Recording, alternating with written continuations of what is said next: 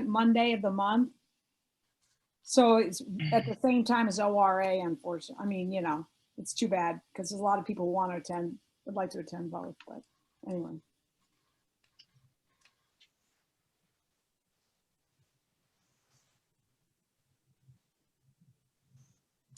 Susan, for clarification, what is WOFA? I'm sorry. We have action. Action. It's an indivisible group, and also now Arlington Indivisible Group merged into WOFA. So now there's just one indivisible group in Arlington. Yeah.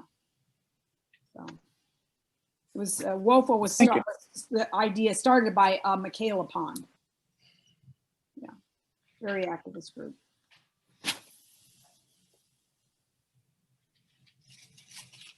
All right, I'm thinking that I will get started. I'll start the meeting at 7:05. That'll be a good time to start. And yep, there's we have another person who just Mark Deal. Yep, speak of the devil. Oh, welcome, Mark. And his phone. Mm-hmm. And who else is coming in?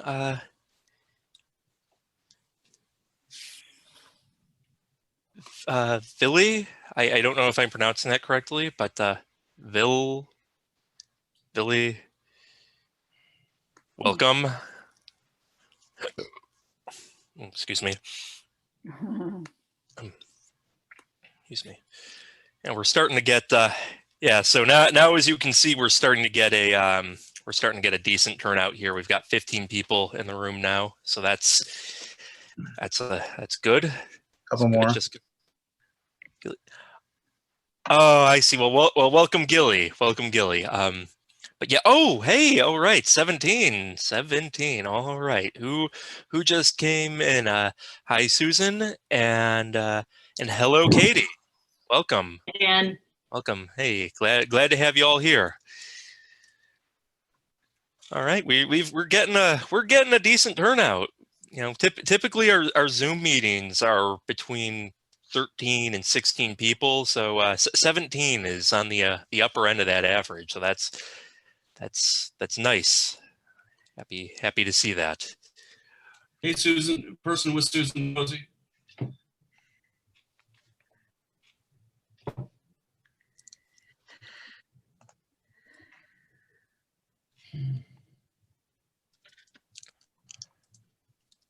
Dan Schuler's not here? He's here. He's muted. Oh, he's muted. Oh, okay. But he may not be participating much.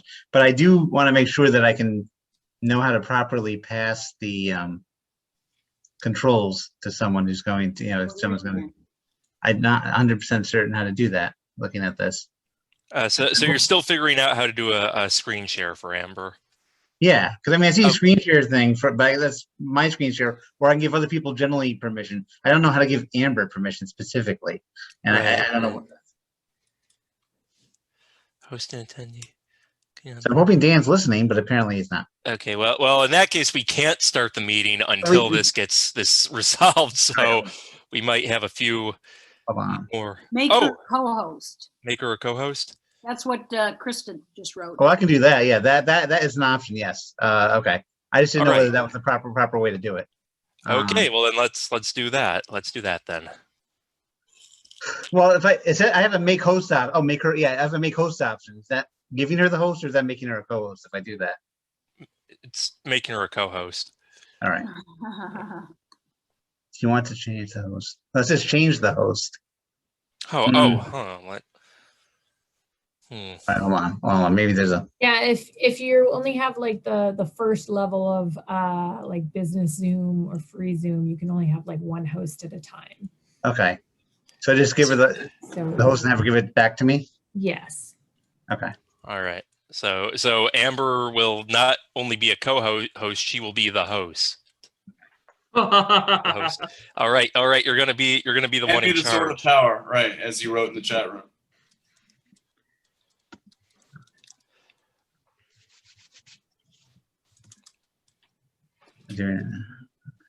Should I do it now, or should I wait till you go through the introductory of the meeting?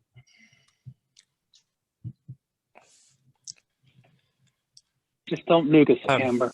Whatever you do. Sorry, I was just responding to someone real quick who messaged me privately. Okay, yeah. Go ahead and do it. Go ahead and do it now, Joe. Okay. Yep. Amber is the host now, and all right. Little delay there. Thanks for everyone's patience. We're Dan S is not available to we're working on making Dan S not be the only host for these Zoom meetings, so it's something Joe and I are learning. We're figuring out. Welcome everyone. Welcome to the March March 2021 general monthly meeting for ORA. I'm glad to see you all here. I see a few new faces. Few people who I don't believe I've met before. Very exciting to always have new people around. We've got a really good meeting set up today. For those of you who aren't familiar with us, we are we're Our Revolution Arlington. We are the Arlington, Virginia chapter of Our Revolution, which is a progressive grassroots organization that came out of the 2016 Bernie Sanders presidential campaign. We're progressive, but we're nonpartisan. We have Democrats, we have Greens, we have independents. We will work with anyone on issues where there is common alignment. With that in mind, I hope those of you who are joining us for the first time will like what you see, and you'll stick around for future meetings. But with that said, with that out of the way, today's speaker is going to be Amber Beischler. Beikler. Beekler. It makes no sense phonetically. Okay. Amber Beekler. Yes. Yes. She is a board member with the Transgender Education Association of Greater Washington. She's going to be speaking with us about addressing a lot of misconceptions and myths surrounding trans rights and the needs of trans people, which is something that I think progressives kind of they let it fall by the wayside. Because trans rights are something that the Democratic Party and a lot of liberal organizations make a big part of their platform. I think a lot of people don't make an effort to actually to really learn the nitty-gritty of how these things work, and how and why exactly the things that trans people are asking for are necessary, and they're important, and they're valid. So this is something that I've been really looking forward to. Hopefully that wasn't too long-winded of an introduction, but I will hand it off to you, Amber. Awesome. Oh, no worries. Want to thank Our Revolution Arlington for the invitation. This is one of my favorite things to talk about. It's also I want to let people know that because I'm going to be talking about transphobic myths and misconceptions. So just let people know that we are going to be talking about some sensitive and offensive concepts and such today. So just full, content warning. So in addition to, why I thought it was important today to speak is as someone who is a Bernie victory captain, volunteering for the Bernie campaign, is that the kind of policies that Our Revolution Arlington promote, pushes and supports and wants to see happen, help transgender people. That we are very marginalized. We disproportionately represent for homelessness, especially youth homelessness, subpar wages, underemployment, underinsurance, uninsured, and what have you. And so progressive policies really is where is necessary for transgender people to reach equality and equity. So I'm going to get this started. Let's see. Oh my goodness. Just want to share screen and share that. And all right, can everyone see that? I see one thumbs up. Yes. All right. So just real quick, I know not everyone is as clear on LGBTQ terminology. LGBTQ refers to lesbian, gay, bisexual, transgender, and queer and questioning. The plus is also all the other identities. You may also hear people use the word queer. This is just a general, these are terms that are used for people who are of marginalized sexuality, marginalized gender. Transgender is I'm trans. This is someone whose gender identity is not the same as it was at birth. So I was, whenever I was born, a doctor said I was a male. He was horribly wrong. And over time realized that I'm actually a woman. Cisgender is probably most of the people in this call. Those are folks whose gender identity matches with their birth sex. Non-binary refers to those who don't identify with purely as woman or purely as a man. It might be identifying with no gender. It might fluctuate on this gender spectrum. It's a large umbrella term. AMAB and AFAB is assigned male at birth and assigned female at birth. So these are terms that are used for, like, for myself, I'm assigned male at birth. And for most trans, I would say for trans men, who are those who identify as men but were assigned female at birth, that would be for AFAB. The term transition, I know, gets thrown around a lot for trans people. I just want to mention that there's many different aspects of transitioning. There's social transitioning, which is with friends, family, coworkers, public spaces. That's names and pronouns. There's legal transitioning, which is changing your legal name, your legal documentation. It's going to the DMV, Social Security, and having everything on paper changed. And then medical is what most people probably think about, which is hormones and the surgery. Everyone's transition is different. Not everyone goes through medical transition. And depending on the circumstances or systemic problems, people may not be able to do legal transitioning because some states have laws that say that you cannot change what's on your birth certificate, or this legal information has to match what's on your birth certificate. And also you cannot change it if you're born in this state. Lastly, this is a term that people probably have, the first one probably haven't heard as much, and the latter may have used. Gender critical refers to a branch of feminism, which is aspects of it become at odds with transgender people. It is gender critical feminism does not recognize transgender women as women, and also also sees transgender men as women. The TERF is a colloquial term. It's a term that gets thrown around a lot on the internet. That stands for trans exclusionary radical feminist or reactionary feminist. This is more of a term that gets thrown around typically as a pejorative towards those who are gender critical feminists, or just in general feminists who don't include trans women or trans people, or does not acknowledge their identity.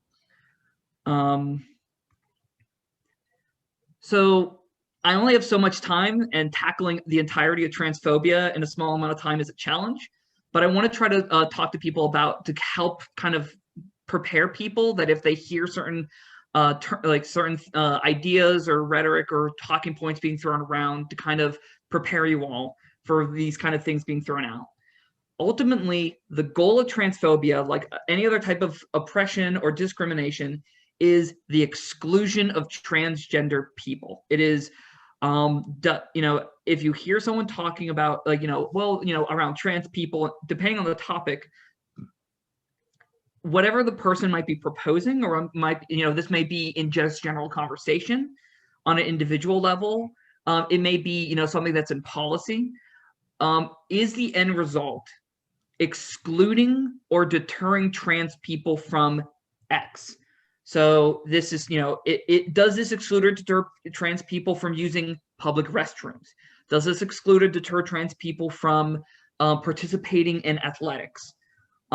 If that starts going off in your head of, wait, ultimately you're saying that this is going to ban trans people or exclude or deter trans people, that kind of legislation or that type of rhetoric would be give you an indication that it would be transphobic. Part of the exclusion of excluding trans people is the denial of trans identity. And so, this gets used around a lot in, the bathroom rhetoric. Well, we can't have trans people using, we can't have trans women using women's restrooms. We can't have, it doesn't get talked about as much, but we can't have trans men using men's restrooms. Well, how do we justify this? Well, trans women are just men. And so that's the justification for the exclusion of trans people from these spaces. And, transphobia, like I mentioned, it can be on an individual basis. So this is something that, on a one-to-one scale. So this might be a family member, a coworker. This is really in situations where, it can be, there can be a lot of like anxiety and a lot of like, a lot of like hurt, pain, like emotional pain if it's someone that is important to said trans person. Or it might be a power imbalance, because what if they have a coworker or even like a employer who is transphobic, and so now there's this power dynamic going into that the person who is transphobic is also in a position that has influence and power over said trans person. And of course, systemic are things like I mentioned before, like in states that don't allow you to change your birth certificate information. Or maybe have like steps in the way that make it very hard or very difficult, kind of adding extra steps in gatekeeping from having these type of things changed. So because there are obviously these very different kinds of trans people, trans women, non-binary, and trans men, transphobia comes in a lot of different forms, and it can really depend on the individual. But just some common rhetorics that are used. And some of these at their front may not seem like, well, what's wrong with that phrase? What's wrong with, but it's understanding in the context of how it's used. So oftentimes if someone is using this kind of terminology, that this is pushing ideas that would be harmful for trans people. So going back to things like biologically male or biologically female, while this is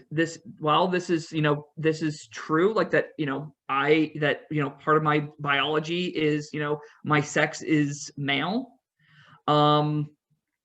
Whenever you are referring to people of like, well, we can't have, the way that it's used is, well, we can't have biological males in the women's restroom. This is part of that type of this verbiage that denies this trans identity of trans women. It's a sign of a bad faith argument, that if there is worry about predators or what have you in bathrooms, but still wanting to be conscious of trans women, there is no reason to refer to trans women as men. There's no other than to deny and to erase that we are talking about women. So other phrases like men who identify as female, women who identify as male, using terms that make the concept of like the opposition more abstract. Instead of talking about trans people, like everyday people, like people that you would see at work or in your family, there's a lot of talk around things like transgenderism. There's the trans ideology, the trans agenda. A lot of this is probably sounding really familiar, and where there was the gay agenda, the gay lifestyle, this gay ideology. So it becomes more of like this this opposing idea of, well, I don't have anything against trans people, but transgenderism, this trans ideology, it makes it more abstract, and it kind of obfuscates what someone might be arguing about. Other parts is if they're misgendering, if they're using the wrong pronouns, and they don't correct themselves, or if it may be in an article where they may be referring to a trans woman but using masculine pronouns. And then these concepts of this appeal to fear, this appeal of, when we're talking about bathrooms, it's this appeal of, well, we're trying to protect young girls and women from predators. we're trying to protect from, people pretending to be women to come into the bathroom. When we're talking about, more recently, there's been a lot of talk with trans men in conversation. And that conversation is very different of, well, who are we protecting trans men from? That rhetoric is more along the lines of, we need to protect trans men who are actually women who are being manipulated to think that they are men. There's the appeal to common sense. This is where, folks who are not familiar with transgender people will use, just kind of like very common sense, very, like, well, of course there are only two genders. There's one man, one woman, and that's it. Or it's like, what's this? You can't just change your sex around. Or you can't just change this. And so it's just kind of, simplifying what the situation is, and just kind of appealing to what most of us were brought up with. And lastly is an appeal to science. For anyone who may have seen Marjorie Taylor Greene's sign recently in front of her office saying, this is a science and everything. It's another kind of simplification of saying, well, the science is on our side. Science says X, X, and X, Y, when that's not really true. And so it's this appeal to like, well, the science is on our side, the common sense is on our side, and we're going to have this appeal to fear. And so these are, these are not exclusive to transphobia.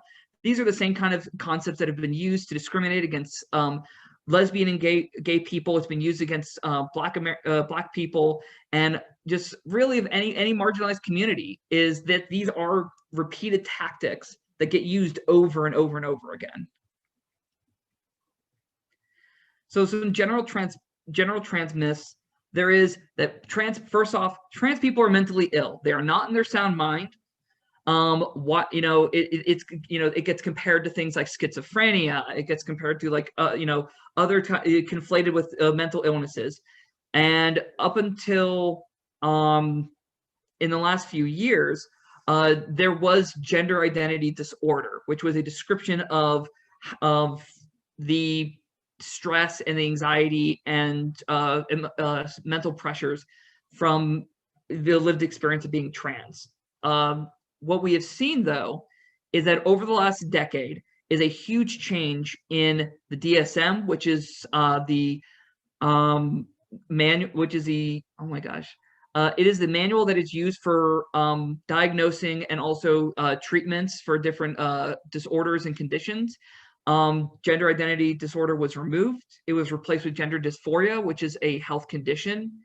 And so we are seeing that in the same way that homosexuality was decatalogued as, or depathologized in 1973, we are seeing that happen now where the World Health Organization, the American Psychological Association, the American Psychiatric Association, the American Medical Association, and the American Association of Pediatrics are all moving in a direction. Their policies are consistent with this, that trans people exist and they are not mentally ill. Being trans is not a mental disorder, and that but they are including certain things because a diagnosis is very important in a lot of countries like our own to have access to healthcare, and trans people have very specific healthcare needs as opposed to the general population. So going past being considered mentally ill and just crazy and has no idea what we're talking about, there is misportrayal of the opposition. So it might be saying that, well, what's so wrong about me saying that sex is real, and that trans people, they don't understand biology. They think that you can change your sex and everything. In my personal experience, I have two. In my experience, my experience is in biology and environmental science. But trans people are very aware of our biology. That's why we go through a medical transition as part of that. And so there's this conflation between sex and gender as being the same thing, and recognizing that gender and sex are two very different things, that you do have a biological sex. And yeah, that is unfortunately very apparent to me, unfortunately. And then there is gender. And gender is really where the focus is. Like that's like, is that my gender is this, my sex is this. And transitioning is about having them in sync with each other, that my body better matches what my gender identity is. And so there's people might be familiar with the term straw manning. So there is, that's always a huge part, is to straw man is to build up a weak imitation, but not it's basically to create something that is like, oh, well, I'm going to describe to you what my opposition is like, and falsify aspects of their argument. And then I'm going to break it down because it's so easily and flimsy.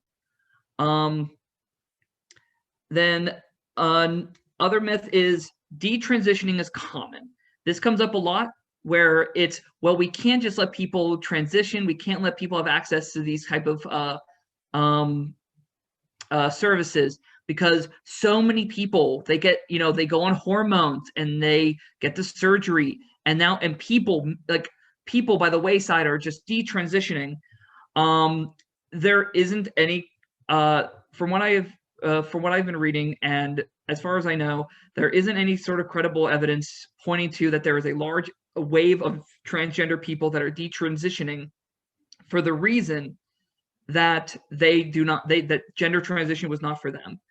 From a survey from 2016, there is a number of people that transition, but a lot of times it's from familial pressure. It's from not having accepting parents, accepting co-workers, or accepting spouses. You have people that don't have the money to afford transitioning, and they may have lost access to income to be able to pay for it. Of the people that were surveyed, 0.4% of those surveyed detransitioned because they found that gender transitioning. So in actuality, the number of people who detransition is very low, actually. So I'm going to paint some horrible pictures, unfortunately. Myths against trans women and girls. The picture that is portrayed for trans women and trans men, largely non-binary people are largely ignored. But I expect that will come down the line. That's there's been a lot of focus on trans women.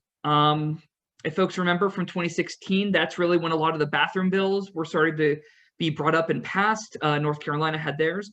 And it really centers on this idea of the predator or the seducer. So in the case of trans men being transphobic of trans women, this is the idea of the deceptive seducer, the temptress, this idea that, it is a man pretending to be a woman to have sex with men. And so, there's been court cases where men who have actually assaulted or killed trans women who they were on a date with will make a defense of, well, they were pretending to be a woman to have sex with me. And this is known as a trans panic. This was recently, I believe a law was just passed in the General Assembly and signed by our governor, banning this type of panic. This also plays into a lot of tropes that people might be familiar with in films. So when you think of Ace Ventura, When Nature Calls, and several of, I can't think of many, that's really the movie that comes to mind the most, is when you see these perceptions of trans women being just like either, they're typically sex workers, or they're doing it for some sort of nefarious scheme. For women who are transphobic of trans women, it is a fear of the sexual predator, the deviant. And this is where there's this rhetoric of invading women's spaces. And so this is where bathroom bills, locker rooms, gyms, or spaces that are women only or such. That is where these this is where these attacks and myths really come in. From the person who might be pushing this transphobic myth, it's coming not from a place of so much attacking trans women, but focusing on defending children and women. And so this goes to just a larger conversation of I think people are very aware of things like Westboro Baptist Church, these very overtly, having signs in front of pride events and such that say God hates figs, and just these awful things. People are very aware of that, but people are not as much aware of things of like, well, I don't care what they do in their own life, but like I just don't want to share a bathroom with them. Or I know I'm worried that if there's a transgender in the locker room with me, and that's kind of more of the like subtle type of transphobia, or like more of like on an individual basis that people are going to but it can really spread out of, well, what if you have I through work I was auditing a location for work, and they would not allow a trans woman who was transitioning to use the women's facilities, and so she would have to travel across the factory. She'd have to put on all of her gear, all of her PPE, and had to go all the way across the factory to go use the janitor closet turned into a bathroom. And so these even these things of like, well, I'm just not comfortable having this trans woman in here, has real life consequences. Luckily, this is there is still some fighting on this, but we are kind of moving past. But more of a conversation around trans women now is around trans athletes. This is a rather recent, only in the last couple of years, type of attack that has come out. And man, I have never seen people care about women's sports so much as they do today, especially from the type of people who are making these type of attacks. Largely around trans athletes is that there is not a lot of research on trans athletes. There might be research that might be on cisgender men and cisgender women on their athletic performances, but there really isn't a lot on transgender women versus cisgender women. And so as far as that goes, there isn't a lot. Now, the Olympics has allowed trans women to participate for almost 20 years or so. And as far as we've seen, there aren't any transgender Olympic athletes that are really notable. Most likely, if there was, I would probably know who they are. But it's, this is something that is still like very much early on. And because there isn't a lot of talk on this, from a research kind of to kind of like make the decision, I would really focus on how are people talking about trans women when they're talking about athletes. Are they talking about, well, this is unfair for women because for these girls, because this boy is coming in and he's winning all these awards and he's breaking all these records. It's going back to that, are they misgendering? Are they using verbiage like biologically male to refer to the trans athlete? It doesn't sound like a good faith argument. And right now, I know in Virginia that there are type of regulations and policies separate from school boards on when transgender students can participate in sports and what are the rules around that.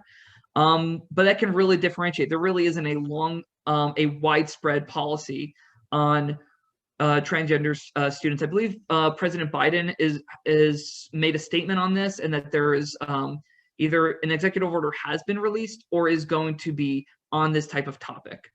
Now,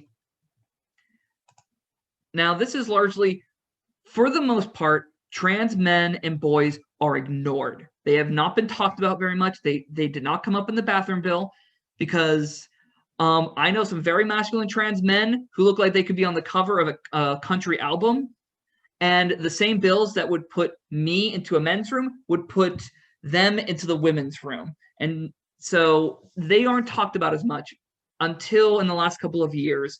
There was a study from Brown University from a professor by the name of Lisa Littman. And what she did is that she surveyed and interviewed parents that she met through gender critical websites. She did not interview any transgender youth or any of their children. She only interviewed the parents. And what she got out of that, what the resulting conclusion from the study was, a possible new form of gender dysphoria which is this, the incongruence with your body as a transgender person, but called it rapid onset gender dysphoria. This is where youths and teens who are suddenly saying, well, I'm trans, and it just comes out of nowhere. It just rapidly onsets. And maybe that, they're, the teenager or the student has friends, and they're, they all come out as transgender. And so it's, she compares it to, compares it to a social contagion. That there's kind of a trend amongst teen girls, in her words, that it's becoming a trend amongst teen girls to come out and want to transition to be trans boys. Part of this is also goes back to kind of straw manning to say that, well, trans activists and doctors want to give children, they want to give young girls testosterone. They want to get them surgery for the removal of their breasts, and they want to have all this done on teenagers. The reality is that the earliest age typically accepted for people to go on hormone replacement therapy, so either testosterone for trans boys or for estrogen and testosterone blockers for trans girls, is 16. Now that is still as a minor, but that would be with the parents' permission, as they are still a minor. There is puberty blockers, which halt the progression of puberty and those hormones that would have someone go through their biological puberty. Puberty blockers have been used for a long time to stop early onsets of very aggressive puberty in cisgender patients. And have recently, I would say in the last decade or two, have been used to help transgender youth to not go through their biological puberty, and instead be able to halt it, to give them some more time to consider if they would like to go through hormone replacement therapy. So for a few years. Once off the puberty blockers, puberty starts up as the body intends. So it gives time to say, you know what, I tried, I've been trying to social transition, use name and pronouns. I find that this isn't right for me. I'm a boy, and I'm going to go through boy puberty. So, and you take them off puberty blockers, and they go through male puberty. Or maybe they say, you know what, no, I am a girl, I'm trans, and I would like to go through, I would like to start on hormones whenever I can. And so then they would start on hormone replacement therapy at a age that would be allowable by their doctor, their parent, and by the law. And so obscuring this process, which is a lengthy process with medical professionals, both for therapies, psychiatry, and such. You paint this picture that people are just handing out hormones, that that teenagers and children are having surgeries, and all of this sounds terrifying. And so from this perspective, instead of the trans woman or the trans individual being the source of the fear, that they are the attacker, the offender, that the transgender person is someone who's for a trans man or a trans boy particularly, is that they are being manipulated, they have been indoctrinated, and that this is this is part of some type of agenda or some type of strategy to convince girls that they're actually men, and that that there's some sort of misogynistic attack on their womanhood. So the roles are kind of reversed, and there's a bit of victimization of the trans men, and a bit of infantilizing that they're not able to make these kinds of decisions. This is largely what the conversation is about right now. So of course, things like bathrooms and locker rooms, they pop up a lot, but there is a book from, I think, a year or two ago, by a New York Times, someone who writes occasionally for the New York Times. Abigail Schreier, she had a book where she details in a lot of the same way that Lisa Littman did. And so this book has spread around a lot. And so this her book, Irreversible Damage, gets used a lot in type of circles. And so I've seen over the last 2 or 3 years how a lot of the rhetoric from Lisa Littman's paper and also from books like Abigail Schreier's go from something that I read on the internet or something that I've heard about on the internet to being in the same type of rhetoric in school board meetings, in board of supervisors meetings. This kind of stuff disseminates all the way down to the local level. And so this is where you see the opposition. For the I'm in Fairfax County. Every single one of the school board opponents, well, thinking about the phrasing of this, sorry. In every race for the district, there was a school board candidate who was using a lot of the same language, who was saying transphobic type of attacks. And so this is something that is not only solely with one party or so. I have heard plenty of Democrats and I've heard plenty of liberals and leftists who have used the same type of rhetoric to attack. And it isn't just a religious thing. I have talked to plenty of people who are atheists, non-religious, who use things like, using arguments of science, the appeal to science to push certain ideas or certain laws forward. So I think at this point, I think I've talked for a bit longer than intended, but I know that was a huge crash course on a very ugly subject. I just want to put this out of, these are some organizations and resources some people might be familiar with, and I'll be sure to also share with Dan and the Our Revolution Arlington leadership. Some of these are local for local organizations. If you have a family member or if you may personally be in questioning and are looking for resources, those are some local organizations. TGA, Safe Space Nova, FCPS Pride, Casa Ruby and Casa Brumar.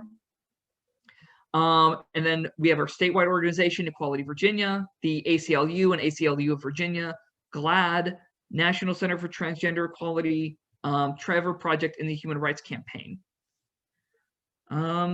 And just some citations. All right. So I, at this point, want to open up to allow people to ask questions. And yeah, I don't know how much time. Dan, do we have a lot of time left, or? Well, it is 7:44, which is basically 7:45. So, it's 15 minutes for questions. So questions until 8. Okay. Let's see. Any volunteers?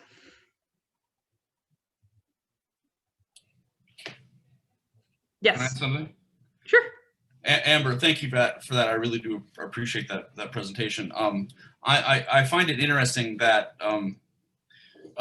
there are several, actually, I know of one, but others who've talked about it in private, Republican gubernatorial candidates who are using transphobia as a foundation of some of the things they talk about in their debates, including Pete Snyder, who fashions himself a moderate Republican, but is actually using transphobic rhetoric as a way to make inroads with the far right.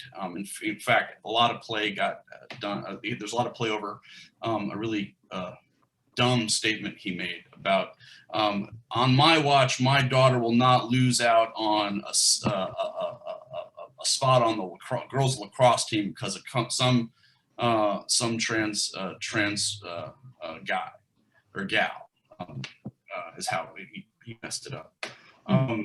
What is being done right now in a concerted way beyond sort of Equality Virginia and some of the great statements that were put out by Adam Evan and Mark Sickles to address some of this hate rhetoric? So right now, luckily, we're having a counterbalance of legislation that has been passed to help with the systemic parts. What I would ask of, I think this is one of the tough questions for other candidates to get into this, because this kind of gets into like cultural issues and such, and I think a lot of people would like to focus on more economic issues and such. But I mean, I can't say what is happening as far as like strategy on like a national level, like HRC. I know that there might be workshops or things educating people on like as much as they can on this type of issue. I'll be honest, I don't see a lot of organizations or individuals talking about how transphobic myths get either, I don't know if debunk is, I know I use the word debunk in this, but to kind of like catch them, get ahead of them. I'll be honest, I don't see a lot of folks going after these type of attacks and just like cutting them off. I know in other circles for other issues, some have used like terms like inoculating. So it's like I mean, pretty apt for the time that we're in now, is to provide like a vaccine, something to prepare people for disinformation. And I think those type of, I would like to see more of those strategies, that you're not just educating people on these are transgender people, these are the concerns for trans people, but also this is the type of attacks that are going to come your way.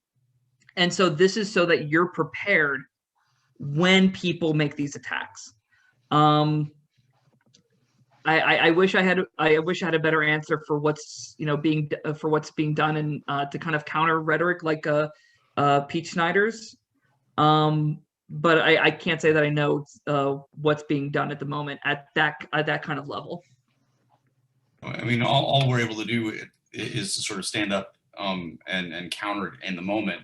And so we've done that during committee hearings and subcommittee hearings. And then also, I mean, I remember back when we were in the distant minority for the Democrats versus the Republicans, and some very elderly members of the House would say just the most tragic things. And it got to the point where we just, you either roll your eyes or laugh or because you're so aghast at what's being communicated. So thank you for what you're doing. And thank you for, doing this kind of thing with as many organizations as possible. Appreciate it. Very welcome, and thank you. I see Kristen with a hand up. Hi, thanks for all of that information, Amber. I had a question. Part of what Our Revolution does is we're supposed to try to transform the Democratic Party, and I'd like to ask your input on the fact that they've, in the recent years, started to, there's so much like, we need to have gender balance and gender parity, and they've now started to add a non-binary component, but I feel like that either it forces people into just another box. And does that make transgender people feel like they have to put down that they're non-binary? Because are we making them feel like other again? And that's my concern. What is a better solution? If you have an opinion. That's a good question. So I think are you referring to like with like the I know that going through like the presidential election that there was there was an option for like people who identify as non-binary to be delegates. Is that? Yes. Yeah. So it can really depend on the person. I mean, largely like unfortunately this presentation, non-binary people don't all get a lot of representation. They're really talked about in general. So I think being able to have a presence and to have that acknowledged is important. I think the effort is commendable. I'm a binary trans woman, so I can't say to I can't give an answer to as a non-binary person. I know of someone who I believe did register as a non-binary delegate here in Virginia, and they seem very positive about it. it might be just on a personal basis. As far as like identities and such, having that kind of option, I think, is better. Like it's one thing to assign someone, well, you're this. It's another thing to here are the options, and if you see yourself in here, then good. Like we want you to we want you to see that.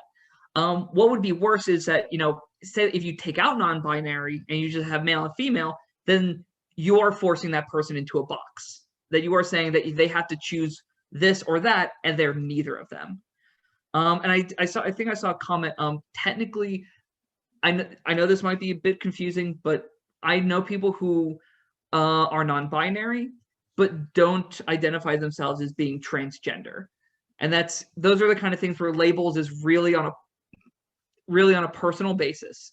So like really, it's like I think labels are really great when you are able to label and identify yourself, but become very problematic whenever other people put those labels on you.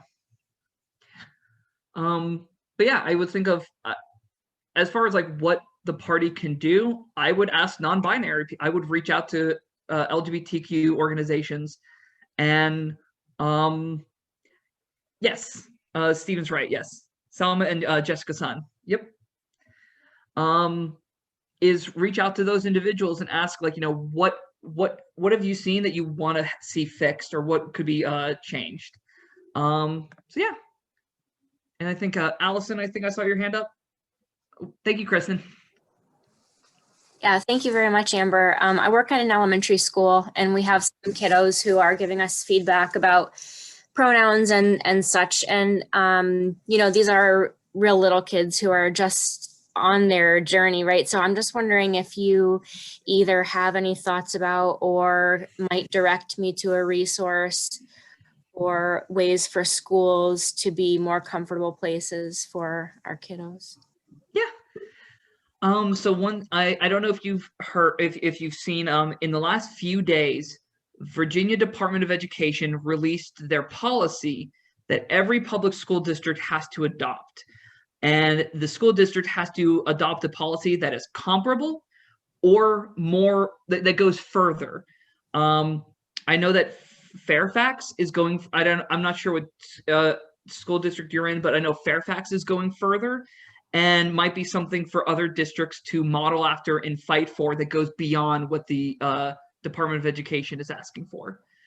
As far as organizations, I know that youth organizations like Safe Space Nova, there is, let's see, Trevor Project has a lot of information and resources for transgender youth. Let's see, I would imagine GLAAD. I don't know if FCPS Pride, if there's an equivalent in, say, like Arlington or Alexandria, but there might be like local organizations that help with LGBTQ rights in schools, like FCPS Pride does for Fairfax. As far as on an individual basis, it really is supporting the student.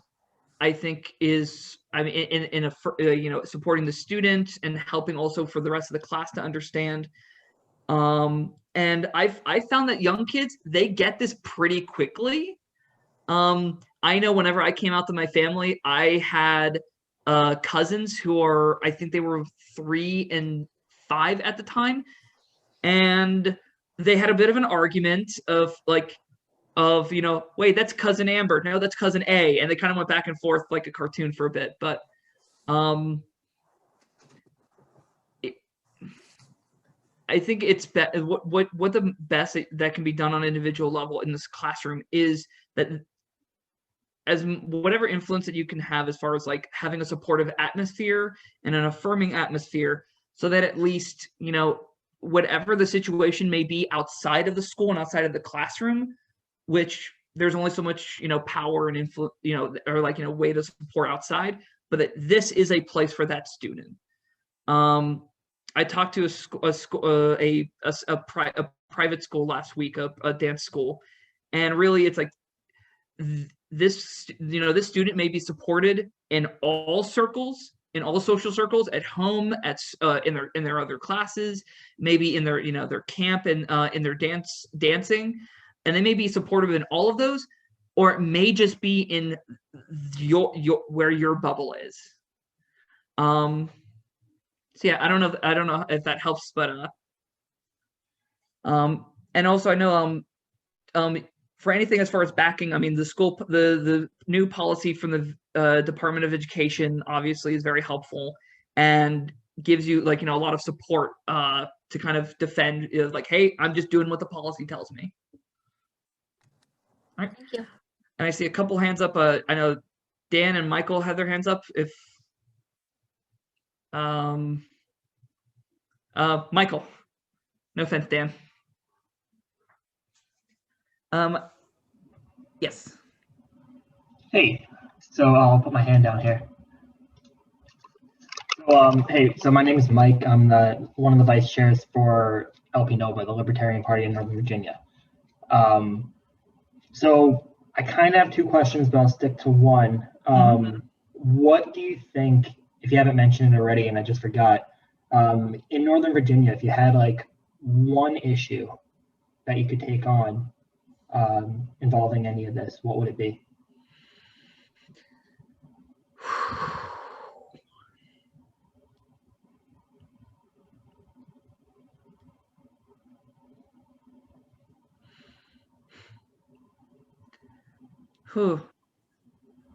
I'm kind of an indecisive person, so I'm trying to I'm gonna cheat, and I'm dithering between two. And I worry about, I'm worried about homelessness, especially for youth, for trans youth. I don't know what the rate is in Northern Virginia for that is, but I know overall trans youth make up disproportionately high amounts of youth who are homeless. And so being able to have access to resources and not be discriminated against in those resources based off of their gender identity. And I think one of the hardest things for, in schools or nonprofits is we can do a lot for students and for youth and for individuals who have supportive networks. So if a parent is supportive, if they have a parent that is supportive, then there's a lot more that we can help out with. We can, we have groups, a TGA has youth groups and adult groups. If they do not have resources or support network or parents, if they are not out to their parents, that I think is one of my biggest concerns, because there's only so much that can be done and helped whenever the parents and the family at home do not support their children.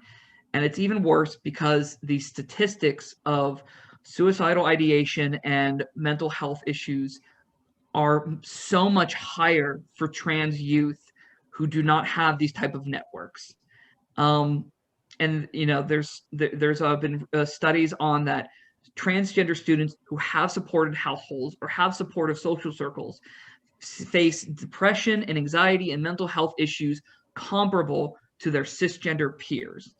And so if there's ways to be able to support support students and youth in ways, even if they don't have supportive households, that's really that I would love to see more on that. I think that there is some stuff in the policy that helps at least in the public schools. But I'd like to see what's possible. And I know that gets into some very tough territory of the parents' wishes versus a child's needs. But yeah, just off where my heart is and where my strongest feelings are, it's in that regard. Awesome. All right, thank you. And Dan, if I know it's a bit after 8, but geez, yeah, actually, yeah. So this will be the last thing. Yeah, I just wanted to point out to people in the call, since you had mentioned that there's not much data on the on trans athletes in sports, there are 2 articles that really go into the topic. The second one in particular is really, really good. If you want to learn more about that, so I would encourage people to check those out. Again, particularly the second one. Yep. Yeah. If there's one thing I want to comment that I missed on the athlete is, and this kind of goes to bathrooms, is that who largely is being harmed by some of these like restrictions or things like bathrooms is those who don't meet a certain level of femininity or a certain level of womanhood, or maybe has too high of testosterone. I know that there was a cisgender Olympic female athlete who was told that she had to take testosterone blockers because even as a cisgender woman, her body naturally produced high amounts of testosterone, and she was told that you have to go on testosterone blockers, things that would like forcibly lower your testosterone to be able to participate. Or I've talked to lots of masculine cisgender women, or people who are butch lesbians, who don't appear as your typical feminine woman, who have been stopped in front of bathrooms and have been literally policed out of using public restrooms. These are cisgender women who don't conform to this idea, and who and so these are ways in which this isn't of course I want people to care and to want to support transgender rights and such, but this isn't something that just stays in affecting trans people. This does spill over and does harm people who don't fit a certain image of what femininity is or what masculinity is. So yeah, I almost forgot about that. I just wanted to say that before we end. Yeah, and one last thing I want to add real quick to that too is I don't remember if you mentioned this earlier when you first brought up trans athletes, but the topic, what gets focused on a lot is the idea that, okay, allowing trans women to participate in women's sports gives them an unfair advantage over cis women, but then you're also forcing trans men who are on testosterone to participate against cis women, which does give them an unfair advantage over cis women. And that has happened in a Texas state wrestling competition. A trans boy was forced to play in the women's division of wrestling, and he dominated, obviously. And so in the efforts to keep trans women from participating in women's sports, these type of policies have put trans boys into girls' sports. Yeah.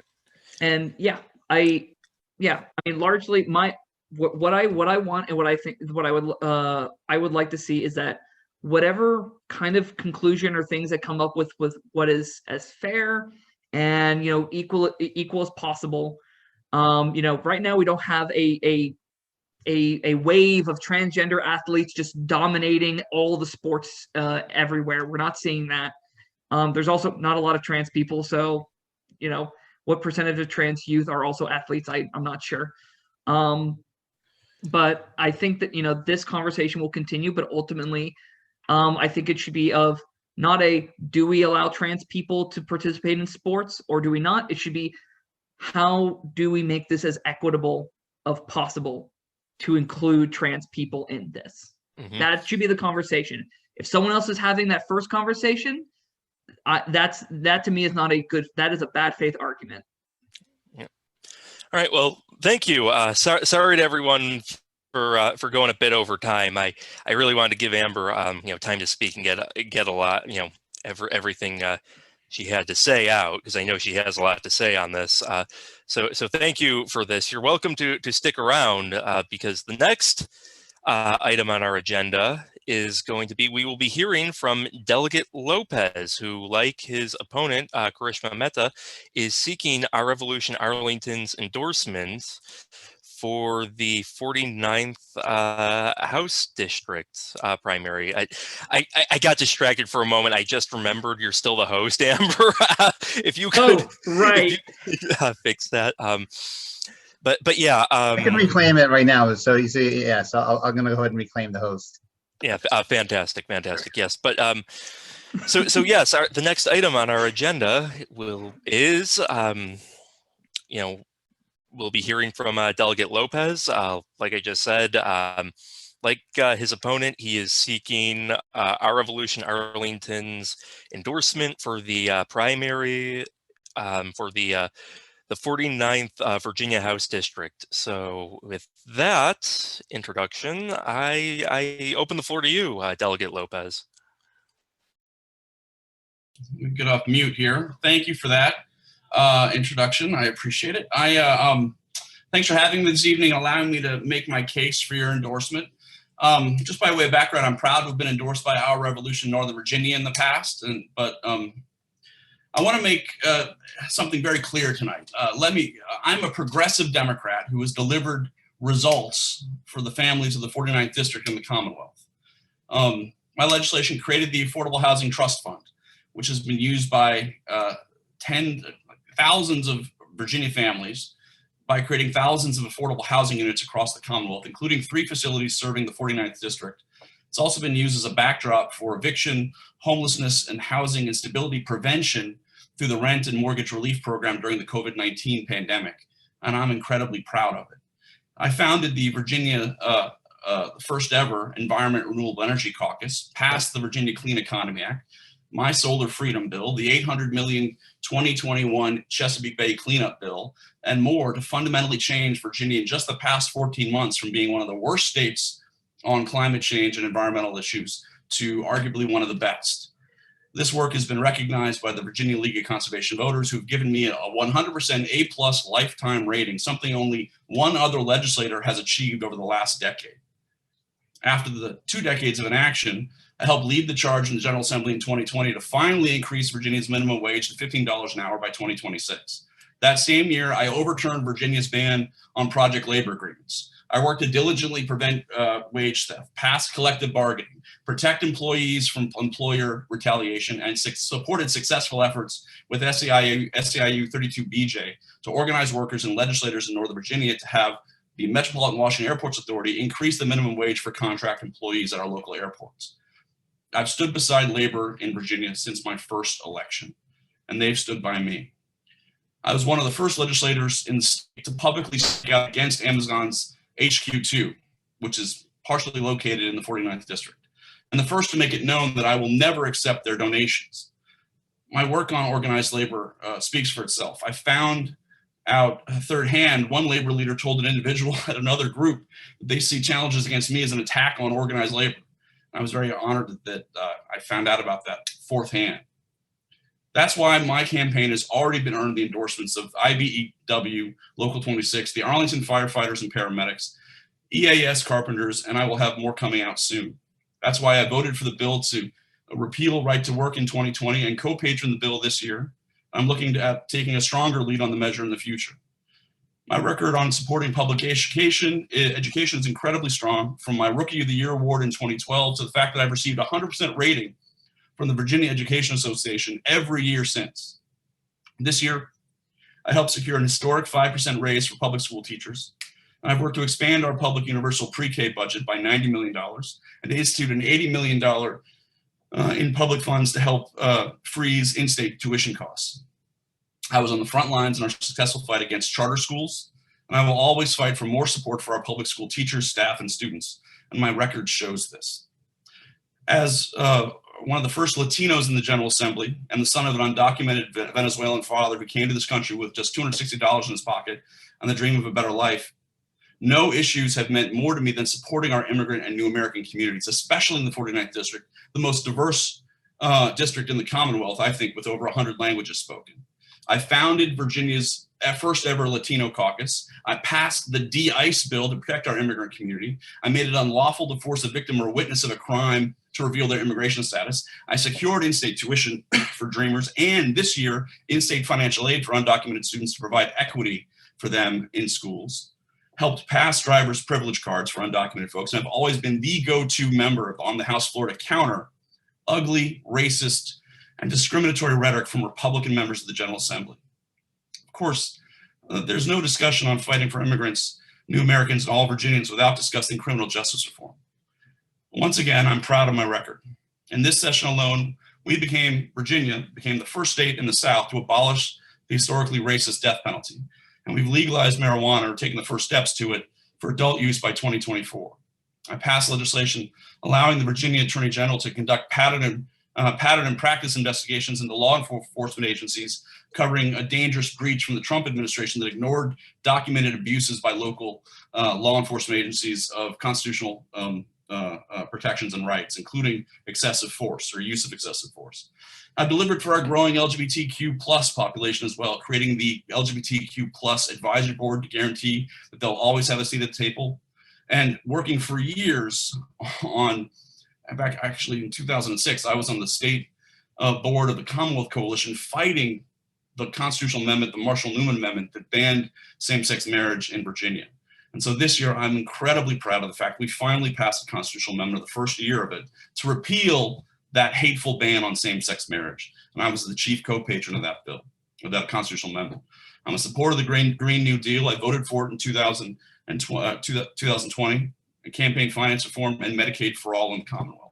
Simply put, I'm a strong Democrat and a progressive who's delivered real meaningful results for the people and the families of the 49th District and the Commonwealth at large. I'm a progressive who will hopefully win re-election, who's driven to deliver results that make sure we build a Virginia that lifts everyone up and leaves no one behind. That's why I'm seeking your endorsement. Your advocacy and my record shows a shared set of values that we need to support all Virginians. I'm going to achieve more in the future. I'd like to do it with your support and input by organizing and working together. Thanks for your consideration. All right, thank you for that, Delegate Lopez. I will now open the floor to questions. 10 minutes.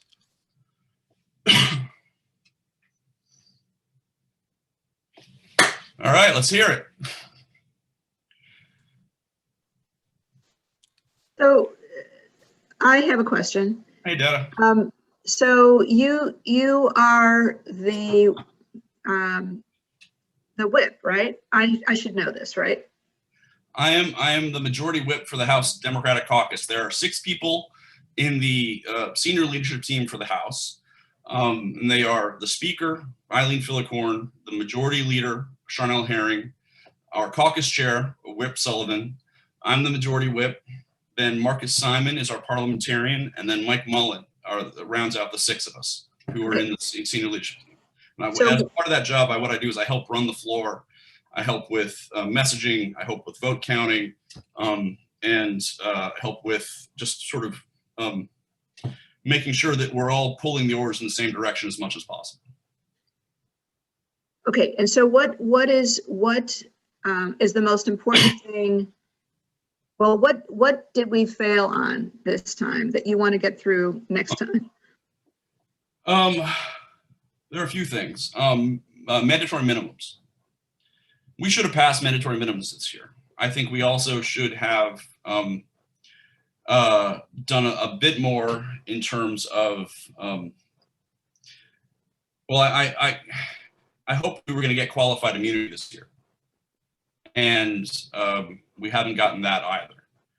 I think that there is much more that we can do in terms of environmental justice. I've put in legislation that passed last year to include environmental justice and climate change as part of the Department of Environmental Quality's mission statement that now is a part of what they do. They need to address climate change and they need to address the issues of environmental justice in Virginia. And then my constitutional amendment actually did not get out of the Constitution Subcommittee this year.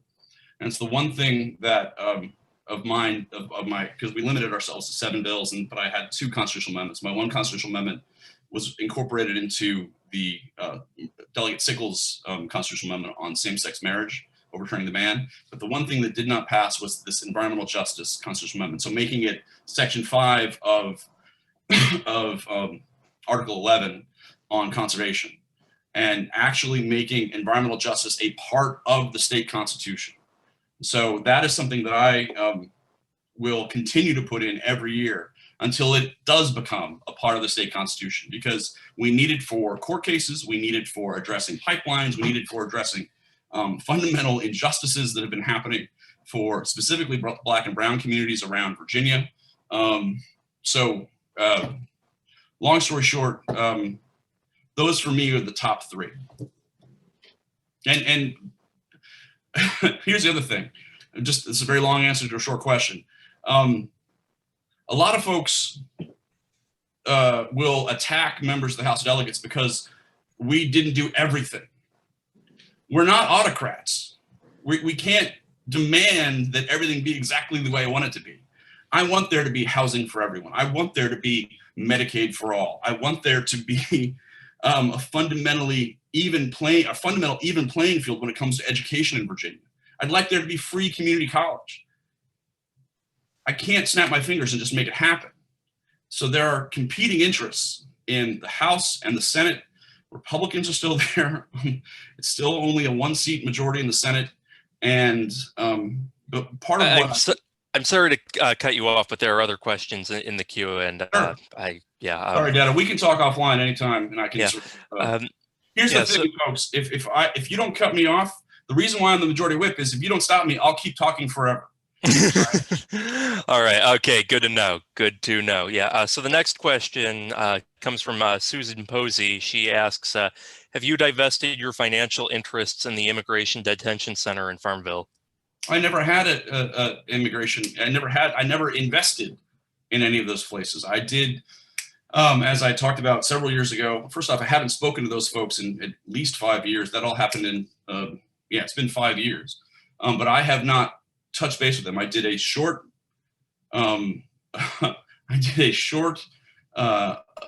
project for them as a part of my former firm, which I'm not even a part of anymore, where we were helping them with public safety and public health issues and improving them. We did it. I moved on. And at the same time I was doing that, I was trying to pass the de-ice bill. At the same time I was doing that, I was passing legislation to make it so that victims and witnesses of crimes were not being asked what their immigration status was. So the insinuation that I keep getting from folks that somehow I'm anti-immigrant and anti-New American is absurd. Okay. Thank you for that answer. The next question comes from Tim, who asks, what would you do legislatively to support community / public broadband? Well, I like what Tim has been working on for the last year or so on broadband and making sure the localities have the ability to take some control of the wire and address the last mile. You know, in Virginia, we've done a lot. I mean, just a couple of years ago, we were at 610,000 people in Virginia who did not have broadband or positive internet connections. 610,000 people. And they weren't just in Southside and Southwest Virginia. They weren't just in the hollers of Appalachia. They were in Fauquier County. They were along Route 1. Route 1 in Fairfax.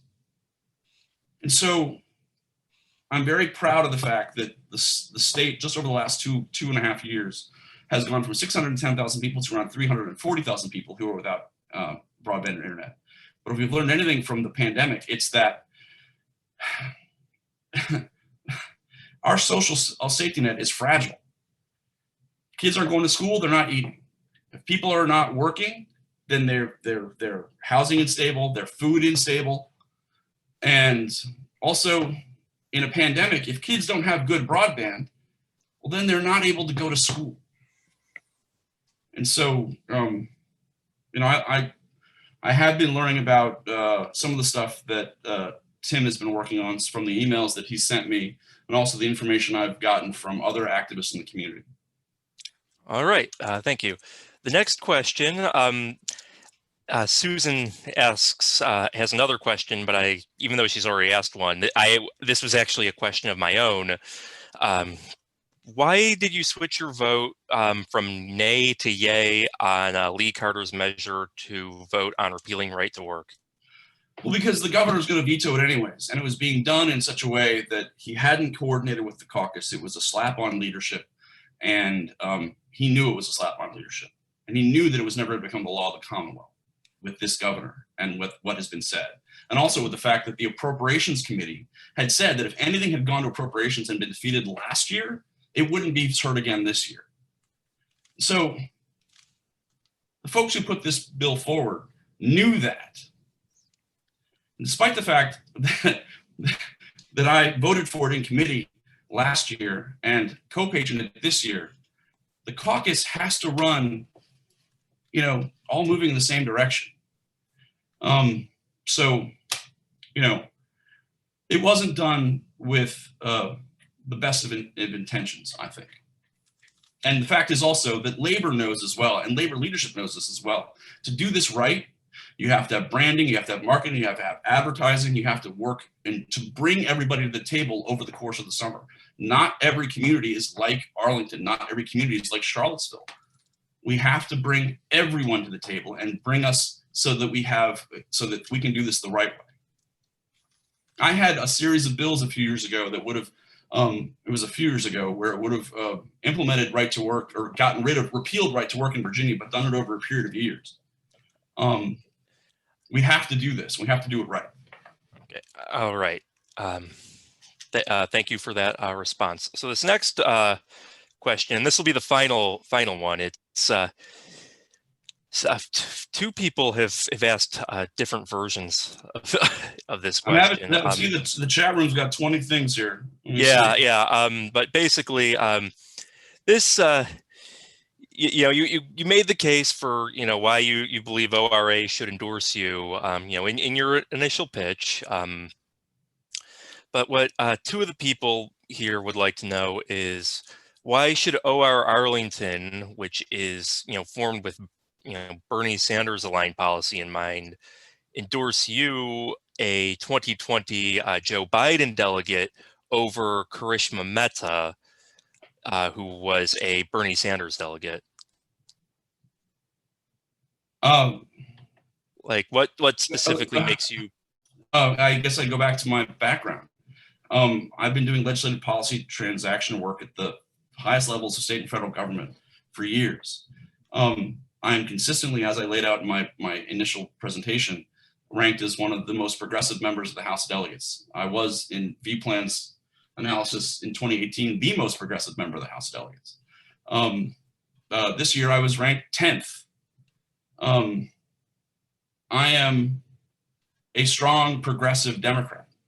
All you have to do is look at my record. And the fact is that as a person who's in leadership, I'm going to be able to be much more effective. Even when we weren't in the majority, even when we were at 32 seats in the Democrats and 34 seats for years, I was able to get bills passed, including the Green Jobs Act. And so I think what ORA, what our Revolution Arlington should be thinking about is my record, my leadership position, the fact that I have been fighting for these issues that we mutually care about way before our Revolution Arlington was a vibrant, active organization in the community. And the fact is that I would hope that you would stand by the work I've done and the work that I will continue to do in the House of Delegates for years to come. Because I believe that our records or our positions are not that far off. All right. Well, thank you. That's all the time we have for questions. I put the endorsement. It's kind of buried now. I put the your response to the endorsement questionnaire in the chat. So everyone, so everyone knows that what the next steps are going to be. So everyone knows what the next steps are going to be. We recently created a listserv for voting members of ORA. At some point after this meeting, not necessarily tonight, but maybe today, but maybe tonight, maybe tomorrow, maybe the day after, I will I'll have a a vote set up using a ranked choice voting software that Kristen with OR Virginia alerted me to get an endorsement vote set up, and I will send the vote out to all the voting members, and I will send a copy of Delegate Lopez's endorsement questionnaire and Karishma Mehta's endorsement questionnaire. And then I will leave that vote open for a week. And then, assuming all goes according to plan, you should be hearing about the results sometime within the next 2 weeks, Delegate Lopez. Sure, that's fine. Just so you're aware, if folks want to ask me some of these questions, there are going to be hopefully a few debates, and some of these are fascinating. But yeah, I'd be happy to answer any questions folks have offline, and to earn your vote on June 8th. So thanks a lot, Tim. Thanks everybody. And thank you for coming to this meeting. Thank you for making the case for ORA's endorsement. Thank you for speaking with us. We appreciate your time. Thanks, guys. Yeah. Thank you. Thank you. All right. So next item on the agenda is upcoming events. And I see Kristen. Kristen is very excited about this. I was going to post this, but she beat the gun. She beat me to this. Tomorrow at 10 a.m.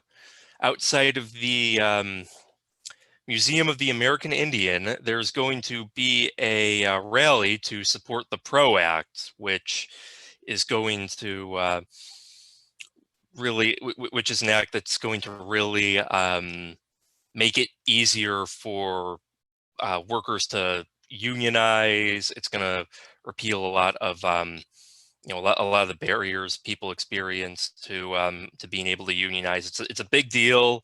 You can find more details about how to sign up and where to go in the Mobilize link that Kristen sent. Again, that's going to be tomorrow from 10 a.m. to noon outside of the museum. Outside the Museum for the American Indian, and by the way, Andrea, yes, we can discuss the endorsement if we have time, and also I do believe you are on the list of voting members. I am pretty sure I put you on that list, but I can double check for you. Yeah, and Kristen just sent her. Christian just posted her phone number for anyone who shows up, so that they can connect with her and she can help lead, help guide you through the help guide you through the rally. In addition to that, tomorrow there is also going to be, and many of you are aware of this, but some of you might not be, there is going to be the Virginia People's Debates coming up. They're going to be we've already had one that was on March 2nd. Our Revolution Arlington is a co-sponsor of these. The one on March 2nd was for Attorney General. On March 11th, there's going to be a debate between all of the candidates in Virginia for Lieutenant Governor at 7 p.m.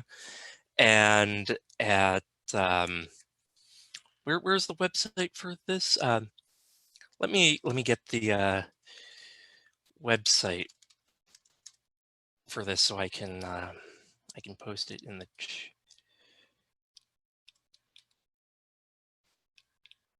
okay, yeah, here we go.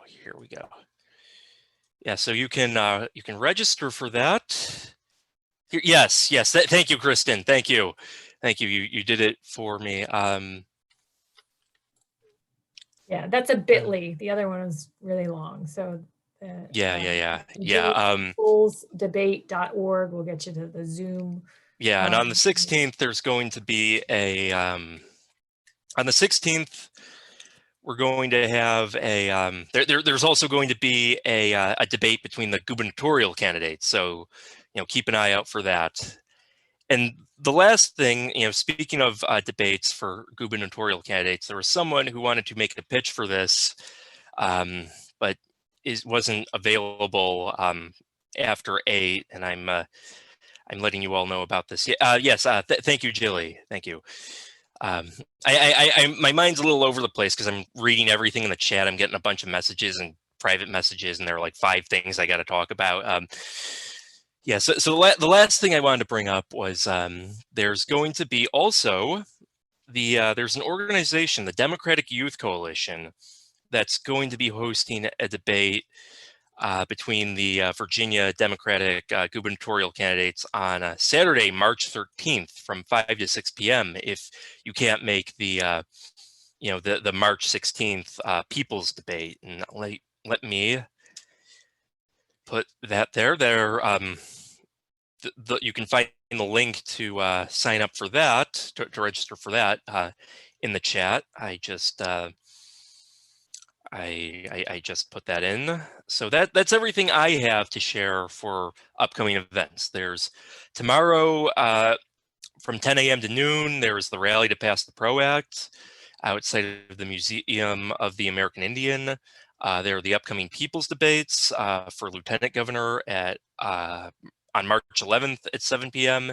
and the people's debate for governor on March 16th at 7 p.m.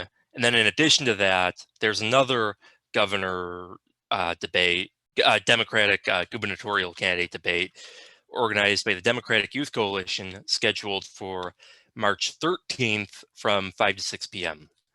So, so a few people were hoping to discuss the endorsement before we close, but before we do that, does anyone else have any other news or business that they wanted to, upcoming events that they wanted to alert people to, alert everyone else to? Is there any, does anyone else have any other updates? Andrew, I see you. I do, Dan. Yeah, I just want to alert folks that I've signed up to be a congressional liaison for Progressive Democrats of America. And they're just starting this initiative where for the congressional districts in Virginia that are held by Democratic candidates, to try to set up like a monthly call to discuss progressive issues or to push particular pieces of legislation. In February, we sent in a letter supporting H.R. 1. And just to give folks a premonition for March, they're both on the House side and on the Senate side, they're going to be putting a bill in for Medicare for all. Bernie's doing it with Representative Jayapal. And we're going to be setting up a call, or attempt to set up a call with Congressman Byers' office. And if folks are interested in participating in this program, contact me. I can give you some more details about Progressive Democrats of America.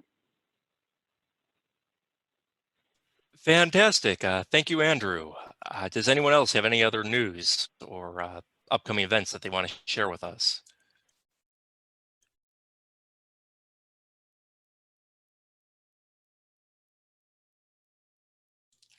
Going once, going twice. Okay, sold, done. Okay, guess no one else has any updates. So with that in mind, we can start our discussion about which candidate we should endorse for the 49th House district race. But before we do that,